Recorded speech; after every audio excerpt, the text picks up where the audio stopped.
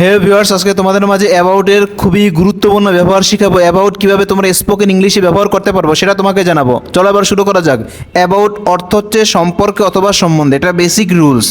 About অর্থ কি? সম্পর্কে অথবা সম্বন্ধে।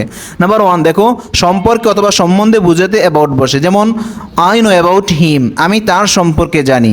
অ্যাবাউট অর্থ হচ্ছে সম্পর্কে। তো আই নো অ্যাবাউট হিম, আমি তার সম্পর্কে জানি। I know nothing about it, আমি এ সম্পর্কে কিছুই জানি না। তাই নাম্বার ওয়ান, অ্যাবাউট অর্থ সম্পর্কে। নাম্বার টু, অ্যাবাউট প্রস্তাব এবং পরামর্শের ক্ষেত্রে ব্যবহার হয়। যেমন হাউ অ্যাবাউট, হাউ অ্যাবাউট মানে কেমন হয়।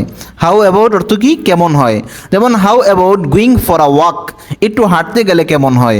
হাউ অ্যাবাউট ঠকিং আ ব্রেক নাও, একটু বিশ্রাম নিলে কেমন হয়। হাউ অ্যাবাউট প্রিপোজিশনটা যখন হাউ এর সাথে আসে তখন অর্থ হবে কেমন হয়। তোমরা এভাবে বাক্য তৈরি করবে। অ্যাবাউট অর্থ এদিক ওদিক অথবা এদিক সেদিক বোঝাতে অ্যাবাউট ব্যবহার হয়। যেমন দেখো, the boy was rushing about the garden, ছেলেটি বাগানের এদিক সেদিক ছোটাছুটি করছিল। The boy was rushing about the garden, ছেলেটি বাগানের এদিক সেদিক ছোটাছুটি করছিল। She was walking about the corridor, সে করিডোরে পায়চারি করছিল, মানে করিডোরের এদিক সেদিক ঘোরাফেরা করছিল। She was walking about the corridor, সে করিডোরে পায়চারি করতেছিল, করিডোরের আশেপাশে ঘোরাঘুরি করতেছিল। নাম্বার ফোর, অ্যাবাউট কাছাকাছি বা আশেপাশে বোঝাতে ব্যবহার হয়। যেমন আই হ্যাভ লস্ট মাই কি সামহোয়ার অ্যাবাউট হেয়ার, আমি এখানে কোথাও আমার চাবিটা রেখেছি। এখানে মনে রাখবা সামহোয়ার অ্যাবাউট বসবে।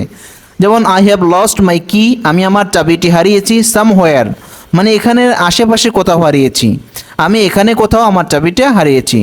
She is somewhere about the office, তিনি অফিসে আশেপাশে কোথাও আছেন। এখানে সামহোয়ার অ্যাবাউটটা মনে রাখবো তোমরা, এখানে আশেপাশে বোঝাতে সামহোয়ার অ্যাবাউট বসে। She is somewhere about the office, সে অফিসের আশেপাশে কোথাও আছেন।